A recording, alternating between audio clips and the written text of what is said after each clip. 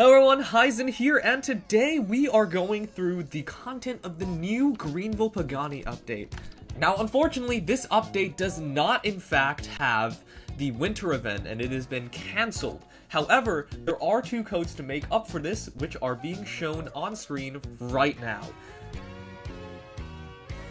Regardless, you can jump to the timestamps in the description because this is a primarily vehicle-based update. So, let's get right into it. So the first thing we're gonna do is look at some of the new cars in the dealership and oh, this is insane.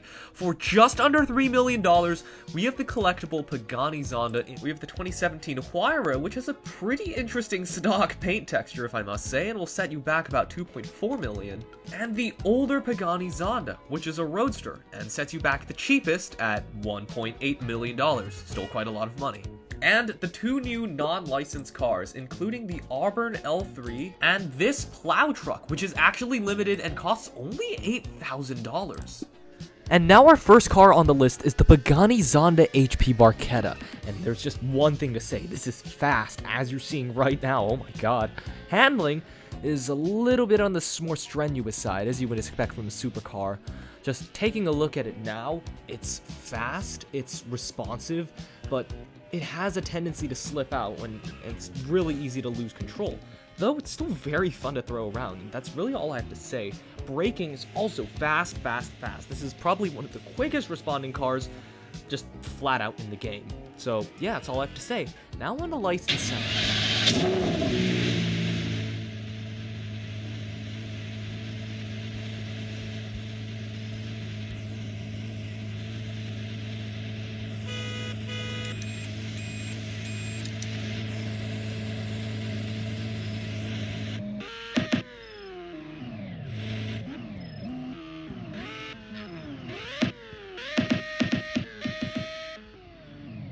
And now parts.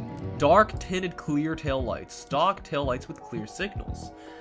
I think just these minor variations, that attention to detail. I'll stick with clear taillights for now. I'm guessing headlight is also gonna have, yeah, some tinting over there. Relatively minor. These are the only parts options for the HP Barchetta Pagani ZONDA. And if we get both of those changes, that'll be about $7,000. Second one on the list is the Huayra, which is a little bit less expensive at $2.4 million. It offers significantly more part options and even trumps about the same speed.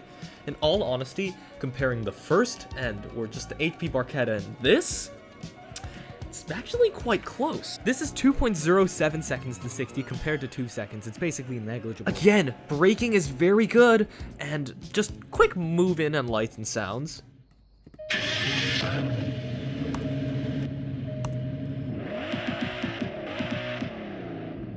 Rev it up, that's pretty good. We got some high beams, we got the fog lights already turned on, we've got the danger lights, and of course, rear fog. Parts-wise, take a look. Spoiler, we have 5 options for spoilers. Plain carbon fiber with green, recolorable accents? It's on here, right? Yeah, we can take that in any color we want. It's under tertiary for this specific spoiler. Engine intake, you get carbon. Oh, what accents? Rear bumper accessory, Pagani rear logo. So, by all technicality, you could choose to have no plates on this car. This is a very interesting decision. Carbon fiber two-tone? I think the standard's just colored carbon fiber, two-tone with a little bit of option down the middle, coated paint, just a classic paint job, blue to be a little more concrete. There it is. That's the side style, and if we look at that, that's much more concrete. I'm gonna stick with this style. I do like it. Dual painted stripes. All right, racing stripes. You can see a little white accent that just goes along there. Center stripe, another painted stripe. I'm just going overload in these customizations. Canards. And that is just, it feels like a little overkill. You see around the side here? Third one up is the Zonda F, which is what the collectible is based off of.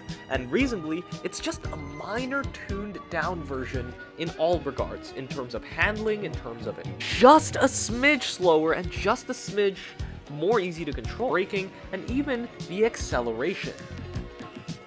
However, for $1.8 million, basically a $1 million slash on the collectible, it is much more value of a deal. Would I recommend this over the HP? Lights and sounds, as you can see right now, are virtually identical, and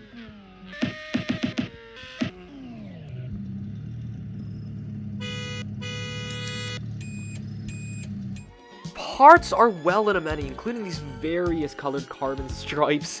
Again, accents, more accents, canards, even these engine covers, which are not available in the collectible. It's just more customizable. Even looking at the interior, it's basically the same. So it's really up to you if you're willing to spend $1 million extra on a car that is probably going to come back in, let's say, a year, maybe some extra time. But that decision's up to you. This is ultimately still a very strong choice. And next up is the AUBURN L3, technically the only fictional vehicle this update, which I'm kind of surprised about. But either way, we've got a truck, we've got a classic, it's the classic American truck. Alright, let's actually do some quick lights and sounds to this car first. I think there are no reverse lights in this car, as expected. It's such an oldie.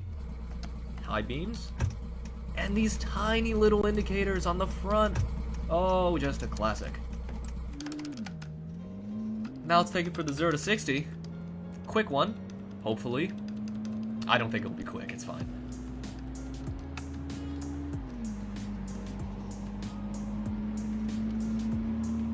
There it is, the 0 to 60 while we are climbing an uphill.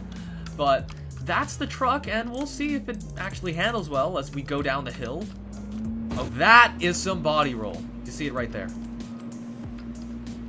A little bit slower to respond there, maybe. And braking overall is just surprisingly good for a truck of this era. It's actually 6, quite fast. And you know, I'm actually a little bit surprised of this Plow. It's a Plow.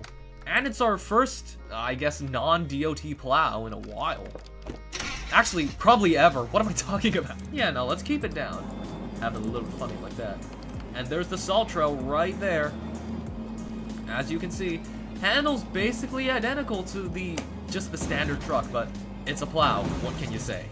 Truck aside, we're gonna take a little bit of our time and we're gonna go down and check out the parts on this truck. Optional mirrors already, perfect safety feature. I guess a bunch of options. These crates are floating. Haystack, milk crates, milk jugs. I think all of these are floating. Well, ain't that the perfect 50s way when the gravity did not exist? Wooden stakes? Ah, there it is, flatbed, and now you have these wooden stakes and, just a different look to this car overall. Chrome bumper, full chrome. So we have actually gold, surprisingly, as the grille pattern first off, then we can get some of that extra chrome, also in the bull bar, just so much bright work, and even the chrome bumper.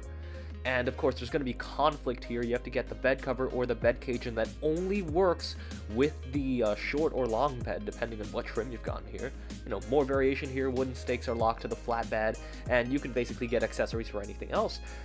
Actually, I think this looks pretty good. I'm going to stick with this. You've got a single rim option, and as you look at these factory colors, it's just, you know, some of that bright, old 1950s styling, I guess. Well, if you can even call this a review, now all the vehicles have been shown. That's about it from me. I guess I'll see you later. Bye.